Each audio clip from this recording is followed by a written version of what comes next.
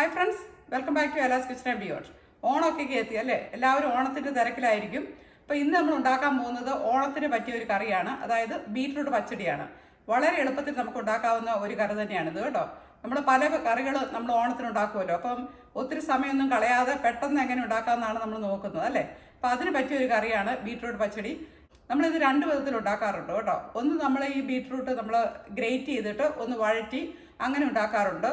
അതിനകത്ത് നമ്മൾ തൈരും പിന്നെ തേങ്ങ അരച്ചതൊക്കെ ചേർത്ത് ഉണ്ടാക്കാറുണ്ട്. അല്ലെങ്കിൽ നമ്മൾ ഇന്ന് ഉണ്ടാക്കാൻ പോകുന്നത് ഇതൊന്ന് വേവിച്ചിട്ട് പെട്ടെന്ന് നമുക്ക് അരച്ചെടുക്കാൻ പറ്റുമല്ലോ, അതുപോലെയാണ് ഇന്ന് ഉണ്ടാക്കാൻ പോകുന്നത്. അപ്പോൾ നമുക്ക് നോക്കാം എങ്ങനെയാണ് നമ്മുടെ ബീറ്റ്റൂട്ട് പച്ചടി ഉണ്ടാക്കുന്നതെന്ന്.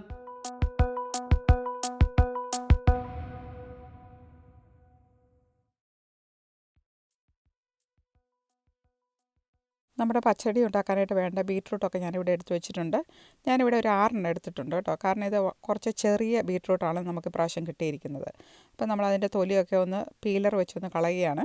അപ്പോൾ ഇങ്ങനെ പീലർ വെച്ച് കളയുമ്പോഴത്തേനും നമുക്ക് പെട്ടെന്ന് തന്നെ നമുക്കിതൊന്ന് തൊലിയൊക്കെ മാറ്റിയെടുക്കാൻ സാധിക്കും. അപ്പോൾ നമ്മൾ എല്ലാം തന്നെ തൊലി മാറ്റി കഴുകി ഇതെല്ലാം ഇങ്ങനെ കട്ട് ചെയ്ത് വെച്ചിട്ടുണ്ട്. ഇങ്ങനെ കുറച്ച് ചെറുതായിട്ടാണ് കേട്ടോ ഞാനിവിടെ കട്ട് ചെയ്യുന്നത്. ഇനി നമുക്കൊന്ന് വേവിച്ചെടുക്കണം. അതിനുവേണ്ടി ഒരു പാനിനകത്തേക്ക് നമ്മൾ കട്ട് ചെയ്ത് വെച്ചിരുന്ന ബീറ്റ്റൂട്ടെല്ലാം കൂടെ ഇട്ട് കൊടുക്കുകയാണ്. എന്നിട്ട് നമ്മൾ ആവശ്യത്തിനുള്ള വെള്ളവും കൂടെ അതിനകത്തോട്ട് ഒഴിച്ചു കൊടുക്കുക. അപ്പോൾ ഏകദേശം ഒരു ലെവൽ വരെ അതിൻ്റെ മുകളിൽ നിൽക്കത്തക്ക വിധം വേണം കേട്ടോ അതിനകത്ത് വെള്ളം ഒഴിച്ചു കൊടുക്കാനായിട്ട്. പിന്നെ കുറച്ച് ഉപ്പോടെ ഇട്ടിട്ട് നമ്മളിങ്ങനെ ഒന്ന് മിക്സ് ചെയ്ത് നമുക്കൊന്ന് വേവിച്ചെടുക്കാം.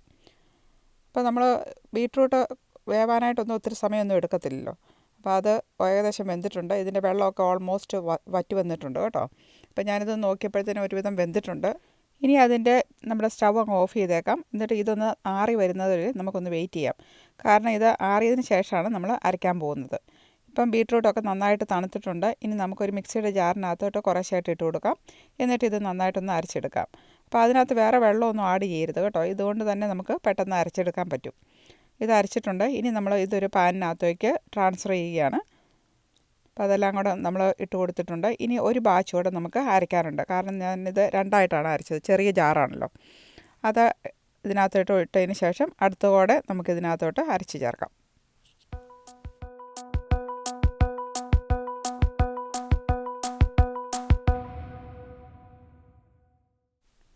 നമ്മൾ ബീറ്റ്റൂട്ട് എല്ലാം തന്നെ അരച്ച് കഴിഞ്ഞിട്ടുണ്ട്. ഇനി ഇത് ചെറുതായിട്ട് നമുക്കൊന്ന് ചൂടാക്കണം. അപ്പോൾ സ്റ്റവ് ഒന്ന് ഓണാക്കിയിട്ടുണ്ട്. അത് ഏറ്റവും ലോ ഫ്ലെയിമിൽ വെച്ചാൽ മതി കേട്ടോ. ഇനി ഇതിൻ്റെ അരപ്പിന് എന്തൊക്കെയാണ് വേണ്ടതെന്ന് നോക്കാം. ഒരു അരക്കപ്പ് തേങ്ങ എടുത്തിട്ടുണ്ട്. ഒരു 1/4 ടീസ്പൂണോളം ജീരകം, പിന്നെ 1/4 ടീസ്പൂണിൻ്റെ പകുതി കടുകാണ് എടുത്തിരിക്കുന്നത്. പിന്നെ 2 പച്ചമുളകും. ഇത്രയാണ് എടുത്തിരിക്കുന്നത്. നമുക്ക് ഈ തേങ്ങ മിക്സിയുടെ ജാറിനകത്തോട്ട് ഇട്ട് കൊടുക്കാം. അതുപോലെ തന്നെ എടുത്തു വെച്ചിരുന്ന കടുകും പിന്നെ ജീരകവും കൂടെ ചേർത്ത് കൊടുക്കാം. കടുക് വളരെ കുറച്ച് ചേർത്താൽ മതി കേട്ടോ, അല്ലെങ്കിൽ അതിൻ്റെ ഒരു വേറൊരു ടേസ്റ്റ് വരും. പിന്നെ ആ പച്ചമുളക് ഇട്ടിട്ടുണ്ട്. ഇനി ആവശ്യമുള്ള വെള്ളവും കൂടെ ഒഴിച്ച് നമുക്കിത് നന്നായിട്ടൊന്ന് അരച്ചെടുക്കാം. നല്ല പേസ്റ്റ് പോലെ അരിയണം കേട്ടോ. ഇതെല്ലാം കൂടെ നമുക്ക് അരച്ചെടുത്തിട്ടുണ്ട്. ഇനി നമ്മൾ നേരത്തെ എടുത്തു വെച്ചിരുന്ന ബീറ്റ്റൂട്ട് ഉണ്ടല്ലോ, അതിനകത്തോട്ട് ഒഴിച്ചു കൊടുക്കാൻ പോവുകയാണ്. ബീറ്റ്റൂട്ടിനകത്തോട്ട് ചേർത്ത് കൊടുത്തിട്ടുണ്ട്. ഇനി ഇതെല്ലാം കൂടെ നമുക്ക് നന്നായിട്ടൊന്ന് മിക്സ് ചെയ്യണം. ഇതെല്ലാം കമ്പൈൻ ചെയ്യത്തക്ക വിധത്തിൽ ബീറ്റ്റൂട്ടും പിന്നെ ഈ അരപ്പും എല്ലാം കൂടെ നന്നായിട്ടൊന്ന് മിക്സ് ചെയ്ത് കൊടുക്കാം. ഈ സമയത്തൊക്കെ ഫ്ലെയിം ഓൺ ആകണം കേട്ടോ. അപ്പോൾ ഇതെല്ലാം നന്നായിട്ട് മിക്സ് ആയിട്ടുണ്ട്. ഇതെല്ലാം നന്നായിട്ട് ചൂടായതിന് ശേഷമാണ് നമ്മൾ ഫ്ലെയിം ഓഫ് ചെയ്യുന്നത്. ഇതിൻ്റെ കൂടെ നമ്മൾ കുറച്ച് തൈര് ചേർക്കണം. ഞാനിവിടെ 1 കപ്പ് തൈര് എടുത്ത് വെച്ചിട്ടുണ്ട്. ആ തൈര് കൂടെ ഈ സമയത്ത് ഇതിനകത്തേക്ക് ആഡ് ചെയ്യുകയാണ്. പ്രത്യേകം ശ്രദ്ധിക്കേണ്ടത്, ഈ സമയത്ത് നമ്മൾ സ്റ്റവ് ഓഫ് ചെയ്തിരിക്കണം. തൈരോട് ചേർത്തതിന് ശേഷം ചൂടാക്കരുത് കേട്ടോ. അപ്പം തൈരോട് ചേർത്തു. ഇനി ഇതും കൂടെ ഒന്ന് നന്നായിട്ട് മിക്സ് ചെയ്ത് കൊടുക്കാം. അപ്പോൾ എല്ലാം ഒന്നുകൂടെ ഒന്ന് മിക്സായി വന്നിട്ടുണ്ട്. അപ്പോൾ നമ്മുടെ ബീറ്റ്റൂട്ട് പച്ചടി ഓൾമോസ്റ്റ് റെഡി ആയിട്ടുണ്ട് കേട്ടോ. ഇനി ഇതിനകത്തോട്ട് നമുക്കൊന്ന് കടുക് പൊട്ടിച്ച് ചേർത്താൽ മാത്രം മതി. അപ്പോൾ ഇതിൻ്റെ തിക്നെസ്സൊക്കെ നമ്മുടെ ഇഷ്ടം പോലെ. കൂടുതലും നമ്മളൊരു കുറച്ച് തിക്കായിട്ടാണ് ഇത് ഉണ്ടാക്കുന്നത്. കാരണം ഇതൊരു തൊടുകറിയാണല്ലോ. അപ്പോൾ അതുകൊണ്ട് ആ ഒരു തിക്നെസ്സിൽ തന്നെ എടുക്കണം. പിന്നെ നമ്മൾ കുറച്ചുകൂടെ ഉപ്പ് ചേർത്തിട്ടുണ്ട്. കാരണം ഞാൻ വേറെ ഉപ്പൊന്നും ചേർത്തിട്ടില്ലായിരുന്നു. ആദ്യം ആ ബീറ്റ്റൂട്ട് വേവിച്ചപ്പം കുറച്ച് ഉപ്പ് ചേർത്തിട്ടുണ്ടായിരുന്നു. അപ്പോൾ ഇവിടെ നമ്മൾ കടുക് പൊട്ടിക്കാൻ വേണ്ട എല്ലാ കാര്യങ്ങളും തന്നെ എടുത്തു വെച്ചിട്ടുണ്ട്. കുറച്ച് കടുക്, പിന്നെ വറ്റൽമുളക്, കുറച്ച് ഉള്ളി ഇങ്ങനെ ചെറുതായിട്ട് വട്ടത്തിൽ കരിച്ച് വെച്ചിട്ടുണ്ട്. പിന്നെ കുറച്ച് കറിവേപ്പില. ഇത്രയാണ് നമ്മൾ കടുക് പൊട്ടിക്കാൻ എടുക്കുന്നത്. അപ്പോൾ നമ്മളൊരു പാൻ അടുപ്പത്ത് വെച്ചിട്ടുണ്ട്. അതൊന്ന് ചൂടായി വരുന്നത് വരെ നമുക്കൊന്ന് വെയിറ്റ് ചെയ്യാം. അപ്പോൾ എണ്ണ ഇവിടെ ചെറിയ തണുപ്പ് ഇടയ്ക്കുണ്ട്, അതുകൊണ്ടാണ് അത്രയും കട്ടിയായിട്ടിരിക്കുന്നത്. എണ്ണ ഉരുകി വന്നിട്ടുണ്ട്. ഇനി അതിനകത്തേക്ക് നമ്മൾ കടുക് ഇട്ട് കൊടുത്തിട്ടുണ്ട്. കടുക് പൊട്ടിക്കഴിയുമ്പോഴത്തേനും നമ്മൾ കട്ട് ചെയ്ത് വെച്ചിരുന്ന ഉള്ളി ഉണ്ടല്ലോ, അതോടെ ഇതിനകത്തേക്ക് ചേർത്ത് കൊടുക്കുകയാണ്. ഇനി ആ ഉള്ളി ഒന്ന് മൂക്കുന്നവരെ നമുക്കൊന്ന് വെയിറ്റ് ചെയ്യാം.